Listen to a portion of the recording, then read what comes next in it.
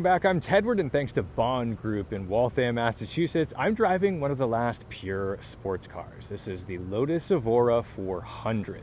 And the 400 came after the Evora and Evora S, and a lot of necessary interior upgrades and of course power upgrades were made. This car, of course, named after its horsepower rating, has 400 horsepower from its 3.5-liter V6, Toyota sourced, of course, and an Edelbrock supercharger that allows it to produce 300 or about 300 pound-feet of torque. And that's plenty of punch for a 2+2 mid-engine sports car that weighs about 3,000 pounds. What you'll notice on the car, though, is there's no real frills. Everything is business. So there's lots of cooling vents. We have improved aerodynamics for almost 50 pounds more downforce than its predecessor. And compared to the earlier variants, the 400 has just the right stance, and in fact, I think this right here gives me a lot of Ford GT vibes, kind of funky. There were no carbon ceramic brakes offered on the Evora 400. It's all business though, with these beautiful AP Racing calipers, and we've got two 35 section tires up front and two 85s in the back to manage all of that torque. You did hear me correctly. This is technically a 2+2, although the rear seats, if you want to call them that, I'm not even going to attempt to get in them. That's more of a storage deck, but I'm sure you could squeeze some young ones in there in a pinch if you really had to pick up the kids from school and you forgot to take the G-Wagon. So let's take a look in the back, because that's where the engine lies, and we've got a little bit of storage space back here as well. So when we open this hatch, we've got glass that reveals our engine. Not quite as beautiful as the Evora GT that came after this, but still not quite as convoluted as the Evora and Evora S. And we've got the world's cutest supercharger pulley. I like that a lot. I think this is such a cool thing, and it's nice to see a hand-built engine. Of course, we've got our torque hash marks all over every nut and bolt to make sure that yes, it was in fact tightened down. We do have a bit of space back here, not gonna get you too far with multiple people, but just enough for a weekend jaunt to wherever you're going. The rear end of the Evora 400 makes me feel very supercar, because we've got this monster diffuser back here, nice broad stance with the arrow on this wing, and our single exit exhaust, which just looks the coolest. So enough talk, let's jump in and go for a drive, because it's really fun to operate a mid-engine manual car that just wants to be driven. Manual seat controls, and they're very supportive seats at that. We've got basically a skeleton key. This is some old school stuff. We've got an immobilizer. Sorry to the Evora folks, I'm gonna give away your secret. When we get in, put the key in, turn the key, hit the button, clutch in, engine start button. So you hear it roar to life. It's a little loud, it's a little barky, but then it quiets right down. Don't worry, the engine's already warm. But if we hit our sport exhaust button here, she springs right to life, and that starts to sound a lot more appealing, doesn't it? In the rear view mirror, we can see our engine, always a treat. And then here, standard handbrake, very small distance between engaged and disengaged. So I do find myself while I'm driving kind of just pushing down on it once in a while just to make sure it is down, of course. This one has 9,200 miles on it. Let's go put a few more on it.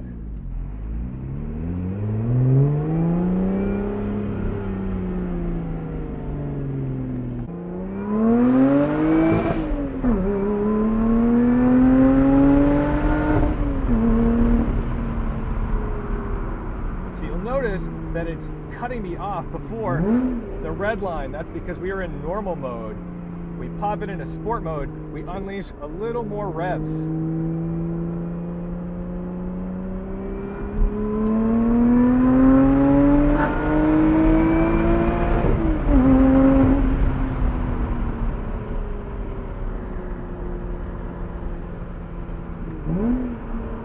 Makes it a little easier to rev match as well, because it sharpens up that throttle. One thing you notice immediately though is that when you get off throttle, there's almost no engine braking. It seems like it's holding just a little bit of that throttle open for me. So don't expect to be slowing down off throttle too much. It's kind of an interesting sensation. The opposite of, I guess, the Teslas and Ford Mach-E's that we've been talking about recently. Let's get it out on the highway, see how she does.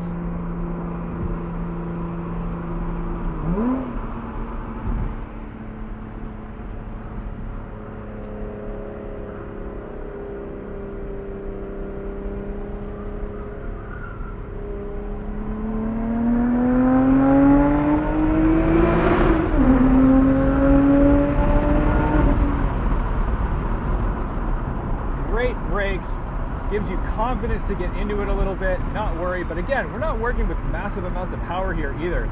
So it's not frightening to get through a couple gears.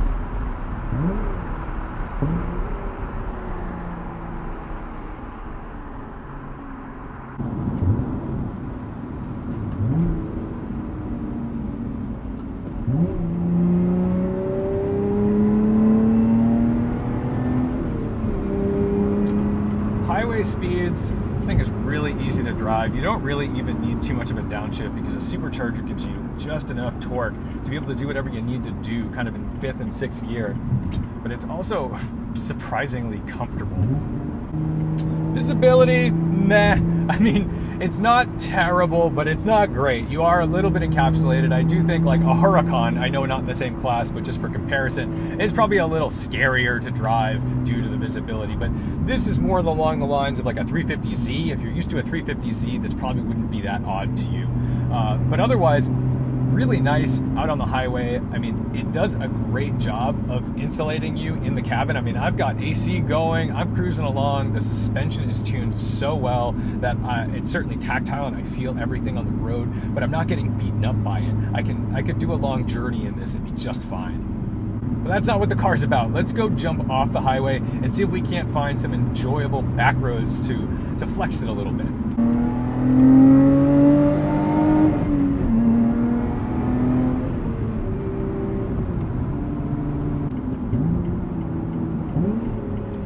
I love the shape of the steering wheel. There's something about the way your fingers kind of fall into place on that 9 and 3 location that's just so perfect. Let's see how she does over the bumps. All right. See, that's the thing is when you get into your sports car, it doesn't mean you want to go get beat up on normal back roads. It's nice to be able to drive normal back roads, hit a few bumps, and not think like, oh, I just ripped off the front of the car. Nor am I ripping apart the dashboard by rattling it to pieces. Because it's not some high revving monster. I mean, sure, it revs to about 7,000 RPM. All of the juice is in that torque. It's because of the supercharger. And we do have a reasonable displacement here. 3.5 liters is nothing to scoff at for a car like this. So it does really well down low and in that mid-range. I do think that the throttle mapping could be adjusted just a bit. And that's the same on the GT after this. So it's not like, oh, I gotta go get the GT to get the better throttle mapping. Giving it a little shove for a rev match, it seems inconsistent in these cars. Sometimes you feel like you gave it a little too much or not enough, and it feels like you're giving the same amount of input, but you're not getting the same amount of output. That can be a little frustrating, but you know, you do adapt to it. And if there are tunes for these cars, I'm sure it would go a long way in making that even better. There is nice interaction with the driver though in these cars. I've got to say, that's probably the best part about them.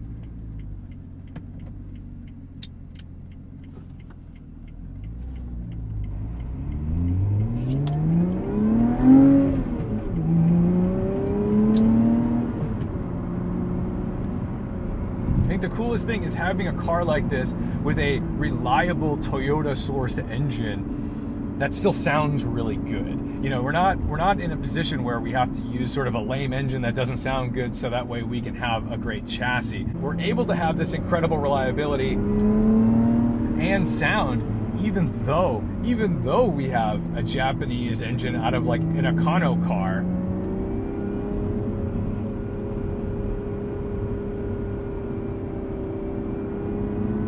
Is a little greasy out here and there's some houses, so we're not going to go crazy, but that's another point for the Evora. You know, we can't go 10/10ths on public roads. We just can't. I mean, there's sections of road that of course we're going to have fun on out in the mountains where it's just us and a guardrail and hopefully not a cliff if things go belly up. But you know, normally the way we're driving and the places we're driving, at least for me out here in the Boston suburbs, I've got to choose my battles. You know, I can't be out here ripping around places where someone could be backing out of their driveway or, God forbid, a child chasing a ball. You know, those are things that do happen very regularly, and you don't want to be the one who ends up hurting those people because you had to go fast to enjoy the car. This car is enjoyable at pretty much every speed. There's a lot to be said about that. And I've talked about that a lot. I mean, if you watch like some of my Aston Martin videos as well, the Vantage Roadster, I think, does that really well because it's an enjoyable car. I mean, it's a sports car that sounds great, that you can put the top down and really enjoy at fairly legal speeds, let's say.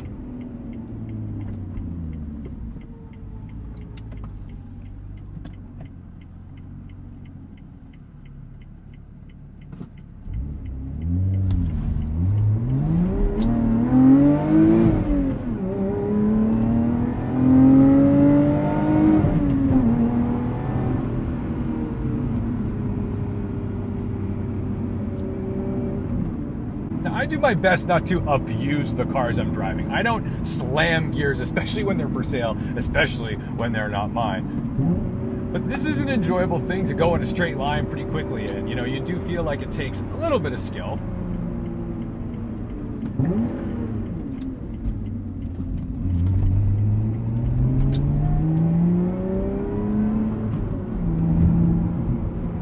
It is a rewarding thing to drive.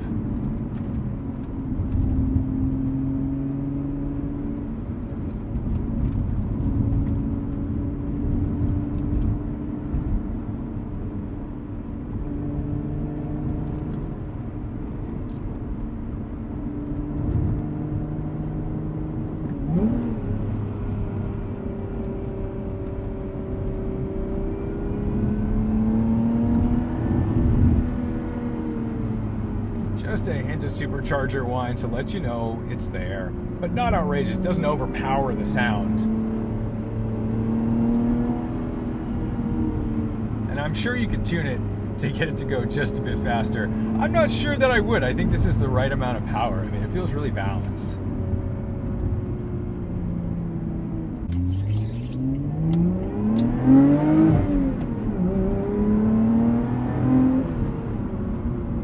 Nice and slow for the school zone.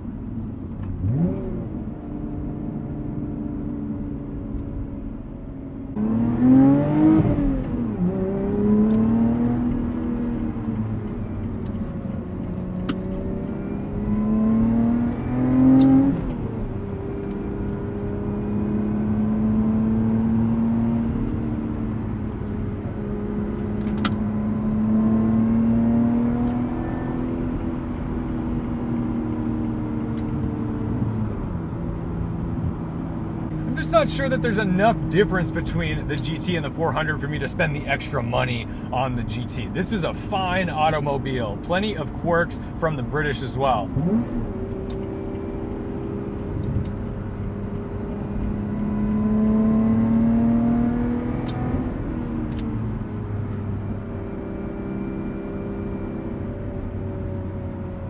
And it's a hoot if you just like driving. I mean, that's why you buy this car. You buy it to drive it. You buy it to go put 1,000,000 miles on it and just enjoy.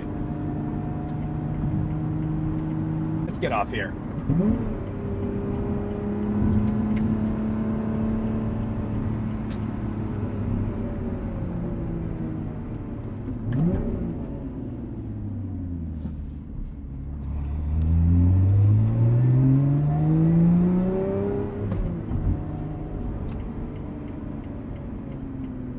When it comes down to it, the point of driving, the point of an enthusiast is not just to get around a track faster than everybody else, it's to enjoy the journey of doing it.